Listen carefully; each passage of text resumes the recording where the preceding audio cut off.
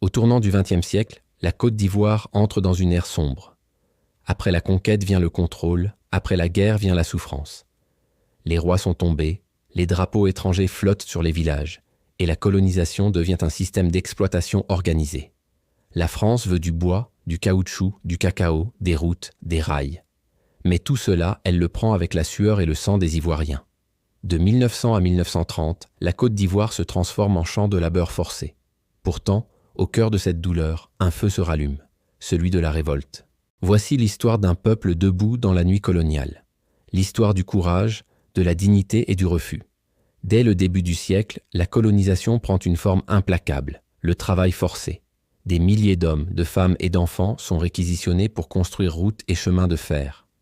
Le plus célèbre, le chemin de fer Abidjan-Niger, commencé en 1904, un projet titanesque pour relier la côte à l'intérieur du continent. Mais derrière chaque rail posé, il y a un corps épuisé. Derrière chaque traversée de forêt, un homme tombe et ne se relève plus. On les appelait les porteurs, les manœuvres, mais c'étaient des esclaves d'un nouveau genre. Le soleil brûlait leur peau, la malaria tuait sans distinction. On raconte que pour chaque kilomètre de rail, plusieurs vies étaient sacrifiées. Le colonialisme se présentait comme la civilisation, mais pour les Ivoiriens, c'était la souffrance, la honte et la mort. Pourtant, malgré l'humiliation, ils ont tenu bon, car dans chaque main calleuse, il y avait une promesse silencieuse. Un jour, ce sol sera à nouveau à nous. L'exploitation ne s'arrêtait pas aux chantiers publics. Elle s'infiltrait dans les plantations de cacao et de café et dans les forêts où l'on récoltait le caoutchouc. Des compagnies concessionnaires, avides de profits rapides, recevaient des territoires entiers. Leurs agents, sans scrupules, imposaient des quotas inhumains. Les villages qui refusaient de livrer les récoltes ou les travailleurs demandés étaient punis avec une violence extrême. Leurs chefs étaient humiliés, emprisonnés, parfois déportés. Les femmes et les enfants étaient pris en otage pour forcer les hommes à se soumettre. La richesse de la colonie se construisait sur la misère de ses habitants. Cet ordre semblait immuable, gravé dans le marbre par la force militaire. Mais un peuple ne peut supporter l'injustice éternellement. Face à cette oppression, le silence commence à se fissurer. Des murmures de colère se transforment en cris de révolte. Dès 1908, dans la région de l'Indénié, le peuple Agni se soulève. Il refuse de payer l'impôt de capitation, cet impôt par tête qui les appauvrissait et symbolisait leur soumission. Ils refusent aussi de fournir des travailleurs pour les chantiers. Menés par leur chef traditionnel, ils prennent les armes. Ce n'est pas une simple émeute, c'est un acte de défi organisé. Ils attaquent les postes administratifs, symboles de l'autorité coloniale. La réponse française est brutale. Des colonnes militaires sont envoyées pour écraser la rébellion dans le sang. Les villages sont incendiés, les chefs arrêtés, et la résistance est momentanément brisée. Mais une graine a été plantée. Le message est clair. La soumission n'est pas la seule option.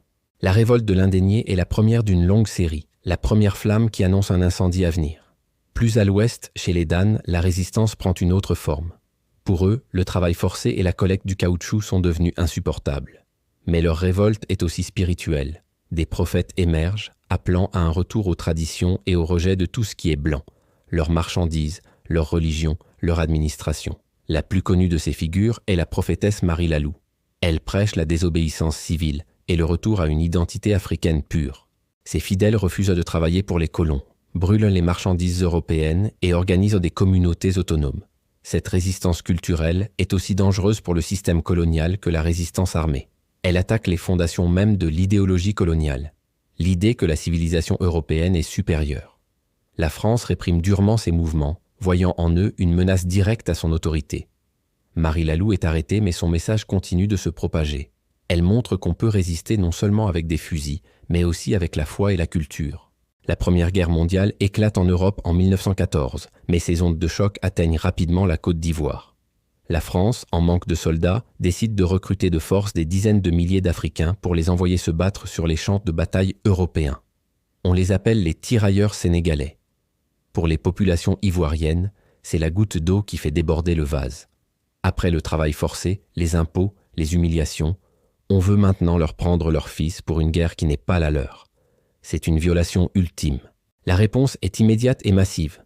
De 1914 à 1918, une vague de révolte secoue toute la colonie. Dans le pays baoulé, les populations se réfugient dans la forêt pour échapper aux recruteurs. Ils tendent des embuscades aux patrouilles françaises. Les cercles administratifs de Dimbokro, de Tiasalé, de Bouaké sont en état de quasi-insurrection. On estime que plus de 150 000 personnes ont pris part à cette grande révolte. La France, occupée par la guerre en Europe, répond avec une violence décuplée. C'est la pacification. Des campagnes militaires systématiques pour soumettre les régions rebelles. L'aviation est même utilisée pour la première fois en Afrique de l'Ouest pour bombarder des villages. La répression est terrible. Des milliers de personnes sont tuées, des communautés entières sont déplacées. En 1918, la révolte est matée. Mais le prix payé par la France pour cette victoire est énorme. Elle a dû mobiliser des ressources considérables pour maintenir son contrôle. Et surtout, elle a montré son vrai visage, celui d'une puissance prête à tout pour conserver son empire. Après la Grande Guerre, la France change de stratégie. La répression brutale a montré ses limites. Elle coûte cher et crée une instabilité permanente. L'administration coloniale comprend qu'elle doit obtenir une forme de coopération des populations. C'est l'ère de la mise en valeur des colonies. On continue l'exploitation, mais de manière plus organisée. On met l'accent sur les cultures d'exportation comme le cacao et le café. On encourage les planteurs ivoiriens à produire pour le marché mondial, mais sous le contrôle des compagnies commerciales françaises qui fixent les prix. Le travail forcé n'est pas aboli, mais il est réorganisé. On l'utilise désormais pour les grands travaux publics ou pour les plantations des colons, mais on tente de le légaliser, de lui donner un cadre pour éviter les révoltes massives. Dans ce nouveau contexte, la résistance change de visage. Les révoltes armées deviennent plus rares, car trop coûteuses en vies humaines.